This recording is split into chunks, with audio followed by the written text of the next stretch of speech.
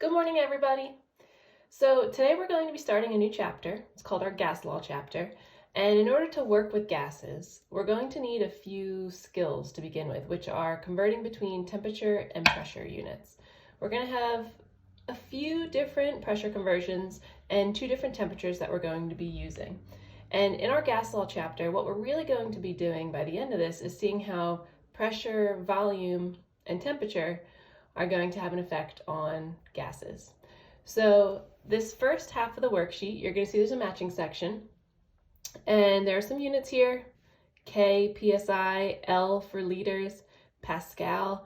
You're going to have to match these units to correspond with what they actually measure. So do they measure pressure? Are they a unit for temperature? Does it represent an amount, or does it represent a volume? So that's going to be something that you do on your own. But what we're going to look at together first are just a few pressure conversions. Now remember, you have your notes posted on our classroom stream and our announcements. And in those notes, you should have the conversions for pressure. So some common units for pressure are going to be ATMs. We have 1 ATM. We have 101,325 pascals, which is equal to 760 millimeters of mercury, which is equal to 101.3 kilopascal, which is equal to 760 torr, which is equal to 14.7 psi, which is equal to, if we look over there at the end, 29.9 inches of mercury. So these are all different ways that we can measure pressure of a gas. So we're going to look at number one together. This question asks 738 millimeters of mercury. How many ATM is this equal to? What's going to help us here is a little bit of dimensional analysis, that factor label method that we're so used to seeing from the beginning of the school year. So we're going to start out with what we're given. Remember, when in doubt, we always start out with what we're given. So we're told we have 738 millimeters of mercury, and I want to get to ATM. Okay, so if I know I want to get to ATM, my desired units are going to go in the numerator. And if I look up at my conversion sheets, I know that 1 ATM is always going to be equal to the 760 mmHg, which stands for millimeters of mercury.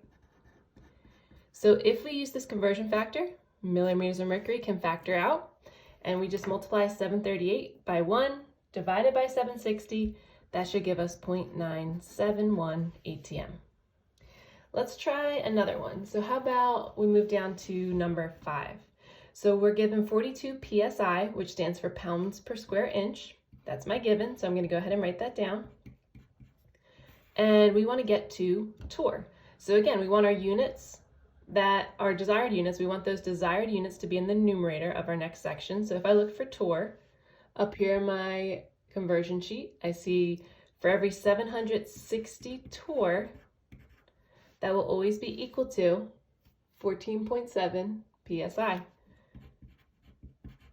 So if we put that psi in our denominator, remember, units we don't want, factor out, and we're left with our desired units. This should leave us with 2,171.4. There are a lot of other examples for you to try out, and later on, if you have questions as you're going through those, please let me know. Last thing we're going to look at are just a few temperature conversions. So over here on the side, I wrote out our our formulas for converting between Kelvin and Celsius, and Celsius to Kelvin. Again, those are on our notes, so please reference those if you need to. And when we're working with gas laws, one thing to note is we're always going to need to work in Kelvin. And Kelvin's really just a direct measure of the kinetic energy of our motion, so it tells us how quickly our molecules are moving. So in our first question, it says we have 43 K. We want to convert that to degrees Celsius. Okay, so if we use our, I'm going to write this down one more time so we can see it all on the same screen. If we use our conversion here, we're looking for degrees Celsius. We're given K. So degrees Celsius is what we're solving for. Take the 43 Kelvin, plug it into our equation here, and subtract 273. That's going to give us how many degrees Celsius that's equal to.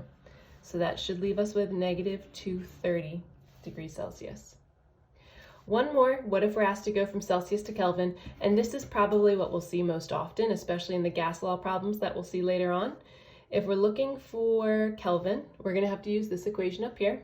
K equals whatever the degrees Celsius are plus 273. So we take that negative 32 degrees Celsius add 273, and we solve for K.